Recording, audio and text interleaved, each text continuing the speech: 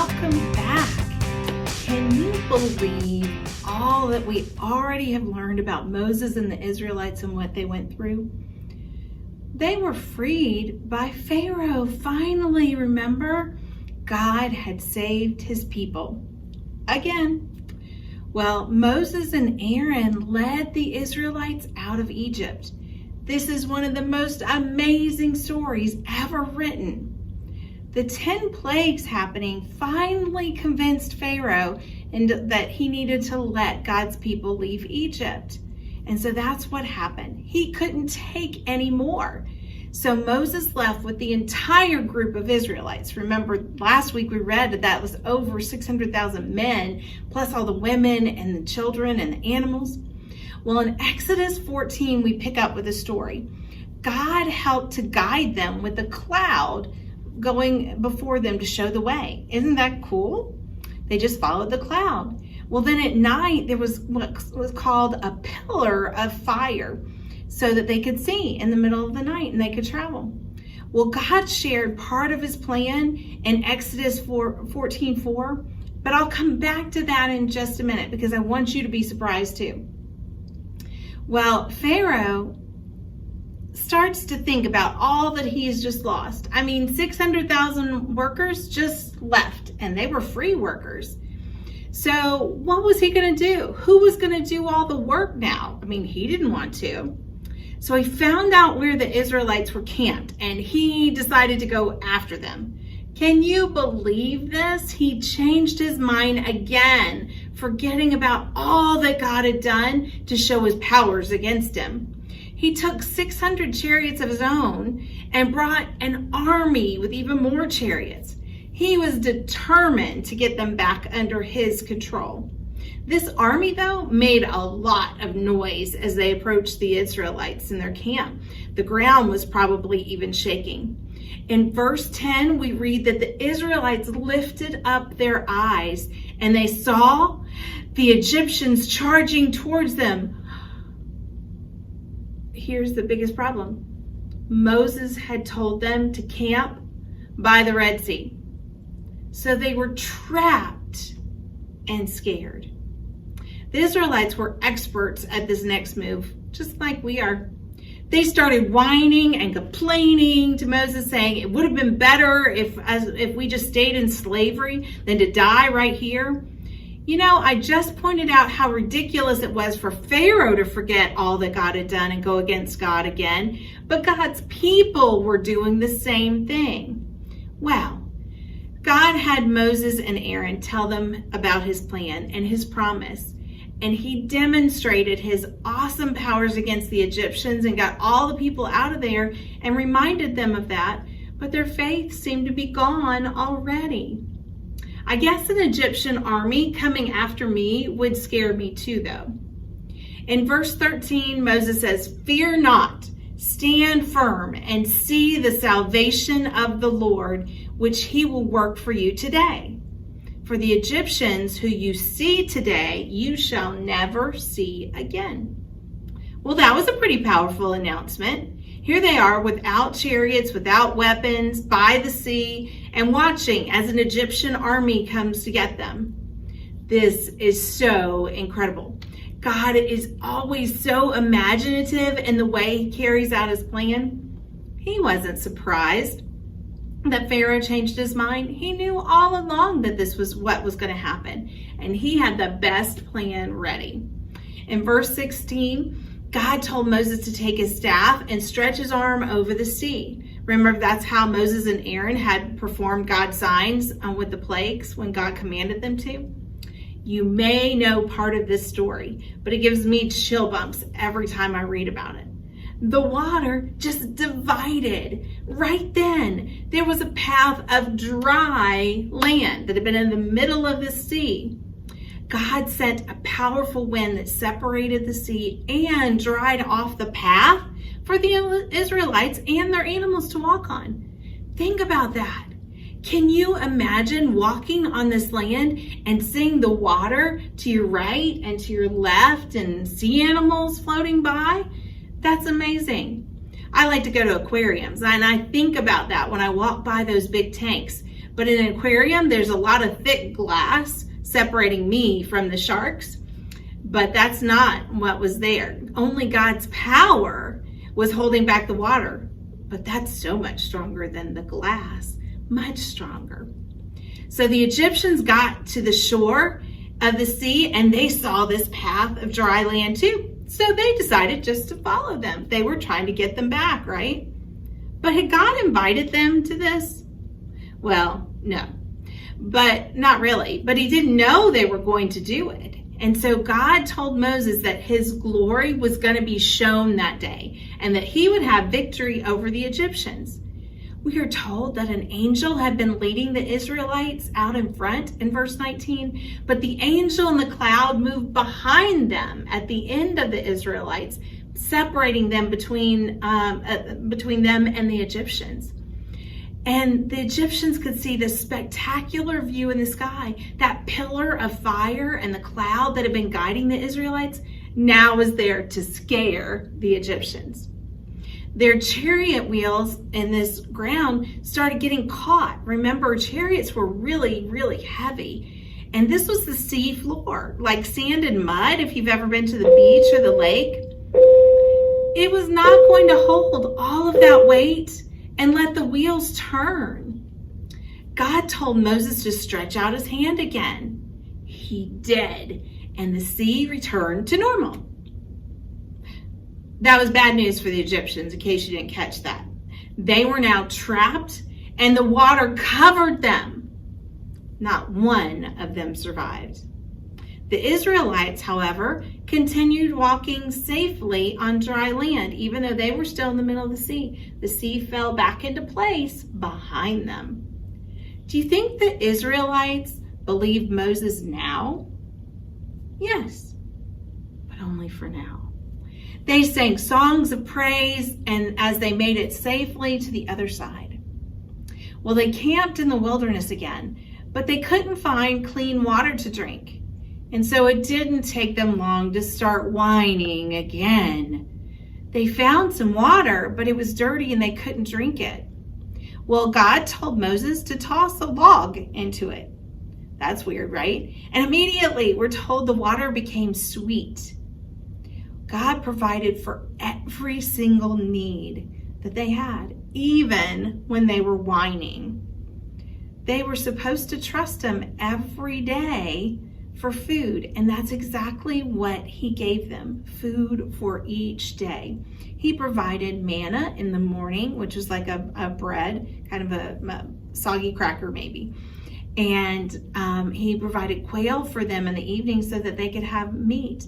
And they were supposed to trust that he would give them enough for just that day and not try to gather and hide more and more and stash it somewhere. He told them that he would provide for them.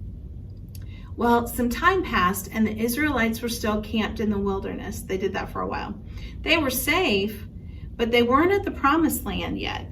And they had some problems with people fighting. Remember, it was a lot of people and they had arguments and things like that. Well, God told Moses to climb a mountain called Mount Sinai.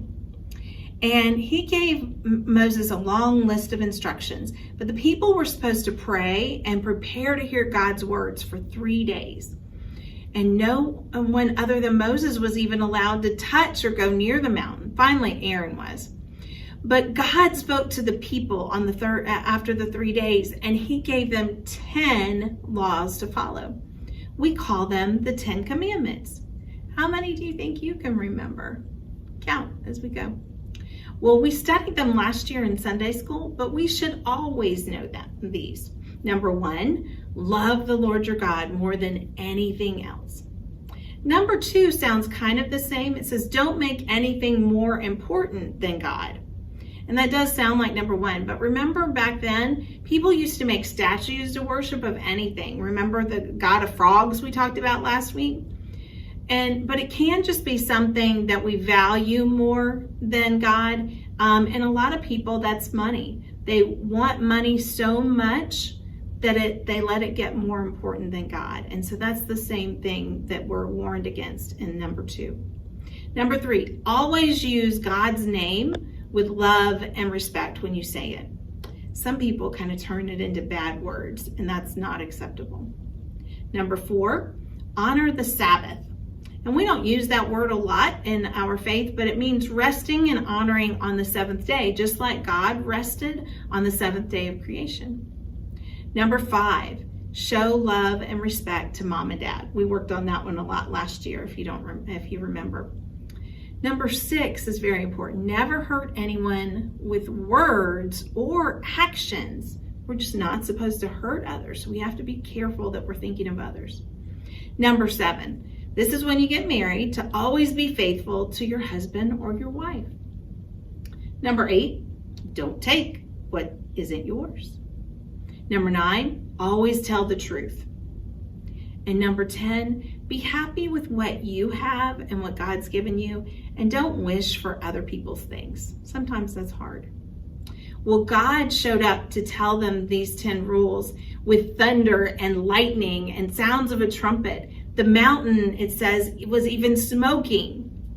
The people were afraid, but they knew God was speaking to them, and they listened. Again, for now. Wow, that was a lot, right? God is so amazing. The Israelites were not perfect. Neither are we.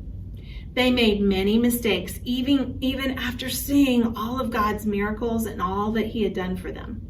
Unfortunately, I forget those things too sometimes. And sometimes I forget the promises God has made to me. And my faith is too small to face my problems. But that is one reason our Bible is so important, because I can read and reread all of these awesome stories and remember that God is bigger than any problem I face. And most importantly, he uses that power to protect me and you, because he loves us more than we can imagine. Hi everyone, welcome back to the lab. I'll join you in just a minute, but I wanted you to be able to see this a little bit more up close than if I set up the camera somewhere else. So think of this as the Red Sea. It's just water with red food coloring in it. Nothing else has been added. Okay, but I want to see if I can part the Red Sea, just like God parted the Red Sea for the Israelites and Moses. So let me see if I can make that happen.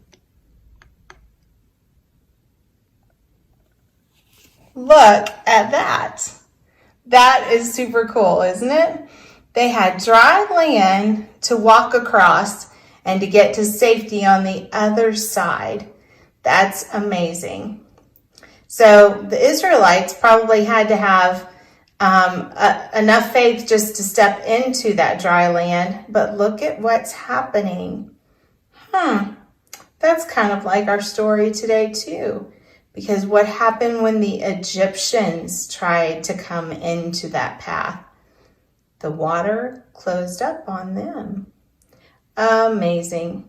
So the way that I did this is it really was just water and red food coloring. You don't have to have food coloring in it. It just helps to see it on the video. But what I added to the mix is rubbing alcohol. And sometimes we use that for to clean a sore off or something like that. And so it smells very strong in my kitchen right now. I mean, my lab, sorry. But the alcohol dries up the water really super fast. And so you can see now how it's coming back, where the water is coming back over it. It didn't stay back, but that works perfectly in our story because the Egyptians came in later and we had the pillar of fire and the cloud and the angel between the Israelites and the Egyptians until the water crashed back over the Egyptians when Moses stretched out his hand. So I thought this worked pretty well with our story. Hope you enjoy it. Hi everybody, I'm in my backyard. It's serving as my lab right now.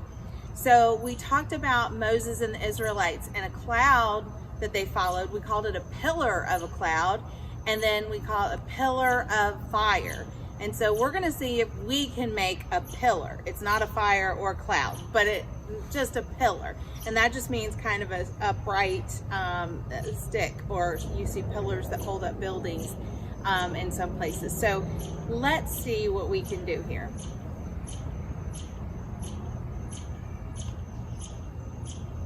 All right, ready, set, go. Well, not go.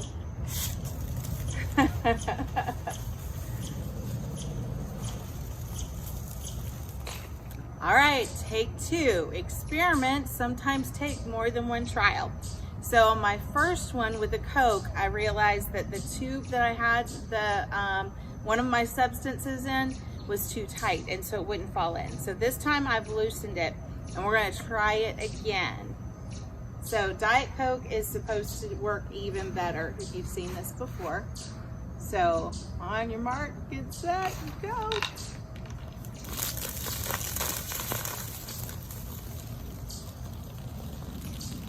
All right, and I didn't even get too wet in this deal. It actually can go much higher, so I've got to be less nervous and ready to get them all in there fast, but I didn't really want to be covered in soft drinks. But this is a Mentos experiment you can see online if you'd like to. It's called a Mentos geyser, but that's all you do. You take Coke, or Diet Coke is supposed to work better, and it did for us, and you put about 7 or 8 Mentos all at the same time. But the trick is getting them in there, obviously, all at the same time. So I just took something and wrapped it up so that it would hold them in, and placed it on just a index card or a piece of cardboard or something, and then ready to move it and let it fall in. So you can try this if it's okay with Mom and Dad. Try it outside, definitely, if you have a 2-liter soft drink. It doesn't work well with Sprite. It needs to be a Coke or a Diet Coke, but it is pretty cool. So look at a couple of them online that turned out better than Miss Jane's, but it is super fun.